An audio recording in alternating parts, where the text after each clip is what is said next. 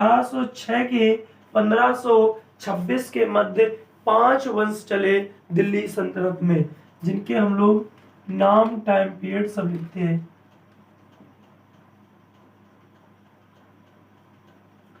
पहला वंश जो दिल्ली में चला वो चला गुलाम वंश। गुलाम वंश का दूसरा नाम था दास वंश, इसे दास वंश भी कहते हैं। पेपर में आ जाए दास वंश तो गुलाम वंश, दास वंश, या इसे ममलूक वंश भी कहते हैं। ममलूक वंश, ममलूक जो वंश है इसी का नाम है, यानी गुलाम वंश, दास वंश या ममलूक वंश एक ही चीज है।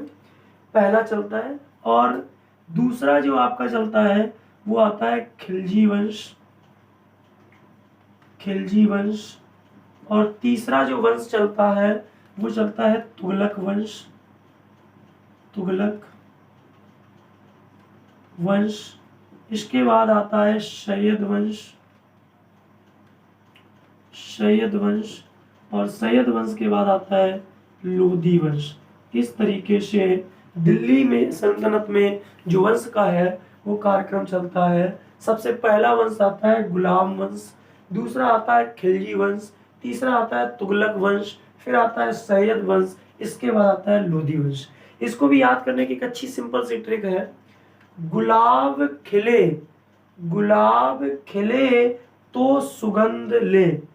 गुलाब मतलब गुलाम वंश, खिले का मतलब खिलजी वंश, तो का मतलब तुगलक वंश, सुगंध का मतलब सैयद वंश, ले का मतलब लोधी वंश। यानी गुलाब खिले तो सुगंध ले, गुलाम वंश, खिलजी वंश, तुगलक वंश, सैयद वंश और लोधी वंश, ये क्रम से चलता है दिल्ली सल्तनत का जो वंश चलता है।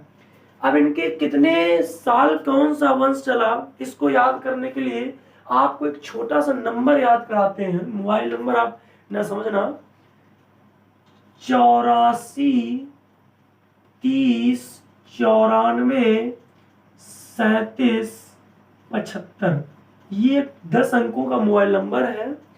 84 30 94 37 75, 84 30 94 37 75। यानी कहने का मतलब हुआ कि सैयद वंश जो चला वो 84 वर्ष चला।